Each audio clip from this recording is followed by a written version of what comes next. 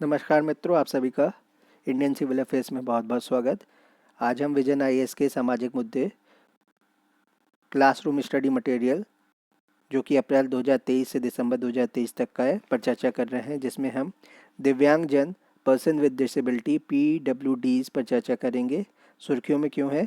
हाल ही में दिव्यांगजनों के लिए मुख्य आयुक्त के न्यायालय court of chief commissioner of person with disability ने कुछ ऐसे निर्णय दिए हैं जो दिव्यांगजनों PWD के प्रति समाज के दृष्टिकोण को नया स्वरूप देने में महत्वपूर्ण साबित होंगे। मुख्य आयुक्त की अदालत के निर्णय के बारे में न्यायालय ने आदेश दिया है कि देश के सभी सरकारी कार्यालय दिव्यांगजनों के लिए सुलभ होने चाहिए। अगर कोई सरकारी कार्यालय दिव्यांगजनों के लिए सुलभ नहीं है तो उसे भूतल या किसी अन्य सुलभ स्थान पर स्थानांतरित करना होगा। एक दूसरे मामले ने न्यायालय ने इस बात पर जोर दिया कि देश में व्यापार कर रही सभी भारतीय और विदेशी विमानन कंपनियों की यह जिम्मेदारी है कि वे दिव्यांगजन अधिकार अधिनियम rights of person with disability RPWD act 2016 को लागू करें।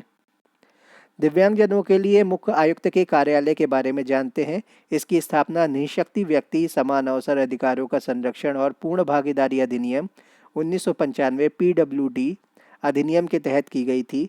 दिव्यांगजनों के अधिकार RPW rights of PWD person with disability अधिनियम 2016 ने PWD अधिनियम 1995 की जगह ली है। Rights with person with disability RPWD अधिनियम 2016 में दिव्यांगजनों के लिए मुख्य आयुक्त तथा 2 अन्य आयुक्तों की नियुक्ति का प्रावधान किया गया है। इसे निम्नलिखित कार्य सौंपे गए हैं: PWD के अधिकारों की सुरक्षा के लिए कदम उठाना और ऐसे कार्यक्रम और नीतियों की पहचान करना जो RPWD अधिनियम के संगत नहीं है। मंत्रालय कौन सा है? केंद्रीय सामाजिक न्याय और अधिकारिता मंत्रालय, तो मिनिस्ट्री ऑफ सोशल जस्टिस के अंतर्गत आता है।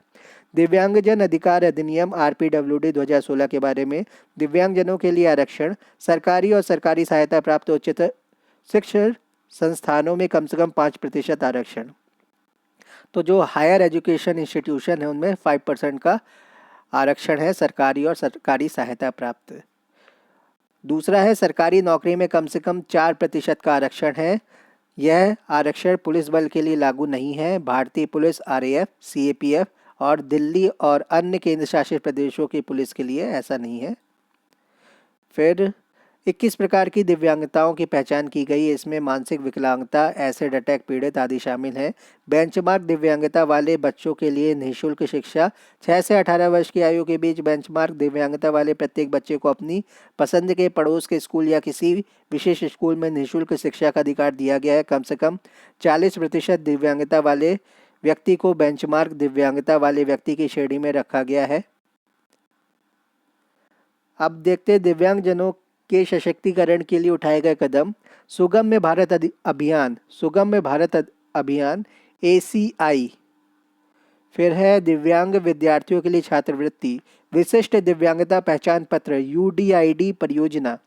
दिव्यांगजनों के कौशल प्रशिक्षण के लिए राष्ट्रीय कार्य योजना। दिव्यांग उद्यमियों को रियायती ऋण सहायता। दिव्यांगजनों को सहायक उपकरण की खरीद और फिटिंग में सहायता के लिए purchase fitting of aid assistive device ADIP कार्यक्रम। दीनदयाल दिव्यांग पुनर्वास योजना DDRS। यह योजना दिव्यांगजनों के लिए समान अवसर, समानता, सामाजिक न्याय और सशक्तिकरण सुनिश्चित करने हेतु एक सक्षम परिवेश बनाती है। दिव्यांगता पर केंद्रीय और राज्य सरकारें सलाहकार बोर्ड के माध्यम से निर्णय लेने की प्रक्रिया में दिव्यांगजनों की भागीदारी सुनिश्चित की गई है। दिव्यांगता पर केंद्रीय और राज्य सलाहकार बोर्ड के माध्यम से निर्णय लेने की प्रक्रिया में दिव्यांगजनों की भागीदारी सुनिश्चित की गई है। मामलों की शीघ्र सुनवाई और न्याय निर्णय के लिए अधिनियम के तहत हर जिले में विशेष न्यायालय की स्थापना का प्रावधान है। कौशल विकास और खेल और मनोरंजन संबंधी गतिविधियों में दिव्यांगजनों की भागीदारी को बढ़ावा देने पर ध्यान केंद्रित किया गया है। अधिनियम के प्रावधानों के उल्लंघन और इससे संबंधित विभिन्न अपराधों के लिए सजा का प्रावधान किया गया है। अगला टॉपिक है मैनुअल स्कैवेंजिंग। सुर्खियों में क्यों है? सरकार ने लोकसभा में एक प्रश्न का जवाब देते हुए बताया कि देश में 766 जिलों में से 714 जिलों ने खुद को मैनुअल स्कैवेंजिंग यानी मैला ढोने से मुक्त बताया है। मैनुअल स्कैवेंजिंग के बारे में सीवर या सेप्टिक टैंक से मानव मल की हाथ से सफाई करना मैनुअल स्कैवेंजिंग कहलाता है। मैला ढोने वाले व्यक्ति मैनुअल स्कैवेंजर्स कहलाते हैं। मैनुअल स्कैवेंजिंग का कार्य हाथ से मैला ढोने वाले कर्मियों के नियोजन का प्रतिषेध और उनका पुनर्वास अधिनियम 2013 PEMSR act prohibition of employment as manual scavengers and their rehabilitation prohibition of employment as manual scavengers and their rehabilitation 2013 के तहत प्रतिबंधित है। मैनुअल स्कैवेंजिंग का कार्य इस एक्ट के तहत प्रतिबंधित है। अधिनियम का उल्लंघन करने पर 2 साल की सजा, फिर 1 लाख रुपए तक जुर्माना या दोनों, 2 साल की सजा या 1 लाख का जुर्माना या दोनों से दंडित किया जा सकता है। हाथ से मैला ढोने वाले कर्मियों के नियोजन का प्रतिषेध और उनका पुनर्वास अधिनियम 2013 के बारे में prohibition of employment as manual scavengers and their rehabilitation PEMSR act 2013 के बारे में हाथ से मैला ढोने वाले व्यक्ति कौन है? अस्वच्छ शौचालय, खुली नाली या गटर एवं सीवर या रेलवे पटरी से मानव मल को हटाने या उठाने हेतु रोजगार पर रखे जाने वाले किसी भी व्यक्ति को इस कानून के तहत हाथ से मैला ढोने वाले व्यक्ति के रूप में परिभाषित किया गया है। कोई भी ऐसे व्यक्ति को नियमित या कॉन्ट्रैक्ट के आधार पर रोजगार पर नहीं रख सकता। अपवाद क्या है? मानव मल को साफ करने के लिए रोजगार पर रखा गया कोई भी व्यक्ति जो उपयुक्त सुरक्षात्मक यंत्रों और उपकरणों की मदद से ऐसे कार्य को संपन्न करता है तो वह इस कानून के तहत हाथ से मैला ढोने वाला व्यक्ति नहीं माना जाएगा। सफाई कर्मचारी कहलाने वाले लोगों के एक अन्य समूह को भी कभी कभी हाथ से मैला ढोने वालों के रूप में रेखांकित किया जाता है। हालांकि सफाई कर्मचारी शब्द आमतौर पर नगर पालिकाओं, सरकारी या निजी संगठनों में झाड़ू लगाने वाले या सफाई कर्मचारी के रूप में कार्य करने वाले लोगों को प्रतिबिंबित करता है। यह कानून कैसे हाथ से मैला ढोने की प्रथा को प्रतिबंधित करता है? पहला कदम अस्वच्छ शौचालयों के इस्तेमाल को समाप्त करना है। इस हेतु स्थानीय प्राधिकरणों के लिए कुछ समयबद्ध प्रतिबद्धताओं को लागू किया गया है। सामुदायिक स्वच्छ शौचालयों के निर्माण और रखरखाव की जिम्मेदारी स्थानीय प्राधिकरणों को सौंपी गई है। अतः ऐसे शौचालयों को कार्यात्मक और स्वच्छ बनाए रखने हेतु उन्हें आवश्यक प्रयास करने चाहिए। यह कानून निम्नलिखित को अपराध के रूप में वर्णित करता है। अस्वच्छ शौचालयों की सफाई के लिए लोगों को हाथ से मैला ढोने वाले के रूप में काम पर रखना, सुरक्षात्मक यंत्रों के बिना सीवर और सेप्टिक टैंक की सफाई के लिए लोगों को काम पर रखना, अस्वच्छ शौचालयों का निर्माण करना, इस अधिनियम के लागू होने की एक निश्चित अवधि के भीतर अस्वच्छ शौचालयों के उपयोग को समाप्त या परिवर्तित नहीं करना। हाथ से मैला ढोने वालों का पुनर्वास। यह कानून हाथ से मैला ढोने वाले के पुनर्वास के लिए नियम और प्रक्रिया निर्धारित करता है। यह पुनर्वास वैकल्पिक योजना में प्रशिक्षण, वित्तीय सहायता और संपत्ति खरीदने में सहायता प्रदान करने के माध्यम से किया जाएगा। हाथ से मैला ढोने वालों की पहचान का दायित्व प्रत्येक स्थानीय प्राधिकरण, नगर पालिका या पंचायत, छावनी परिषद या रेलवे प्राधिकरण को हाथ से मैला ढोने वालों की पहचान करने के लिए अपने क्षेत्र का सर्वेक्षण करने हेतु उत्तरदायी बनाया गया है।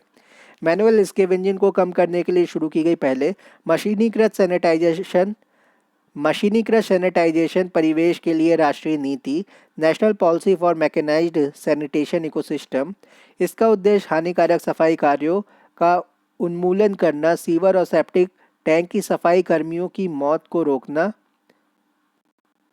और उनकी सुरक्षा और गरिमा सुनिश्चित करना है। स्वच्छता मोबाइल ऐप की सहायता से हाथ से मैला ढोने वाले कर्मियों की पहचान करने का प्रयास किया जा रहा है।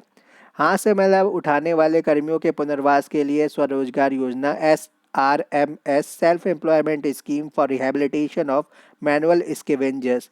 इसका उद्देश्य वैकल्पिक व्यवसायों में चिन्हित किए गए हाथ से मैला उठाने वाले कर्मियों का पुनर्वास करना है। स्वच्छता उद्यमी योजना के तहत स्वच्छता संबंधी उपकरणों की खरीद के लिए रियायती ऋण प्रदान किया जाता है। मशीनीकृत सैनिटाइजेशन परिवेश के लिए राष्ट्रीय योजना, national action for mechanised sanitation ecosystem Namaste योजना। इस योजना का उद्देश्य 100% मशीनीकृत या मशीनीकरण को बढ़ावा देना है, विशेष रूप से सीवरों और सेप्टिक टैंकों की सफाई, नालियों की सफाई, कचरा उठाने, कीचड़ प्रतिबंध, ठोस और चिकित्सीय अपशिष्ट निपटान आदि में। यह सामाजिक न्याय और अधिकारिता मंत्रालय तथा आवासन एवं शहरी मामलों के मंत्रालय का एक संयुक्त कार्यक्रम है। अब इसके बाद हम एजुकेशन यानी शिक्षा प्रणाली के बारे में जानेंगे। चलिए चर्चा को यहीं पे समाप्त करते हैं। धन्यवाद।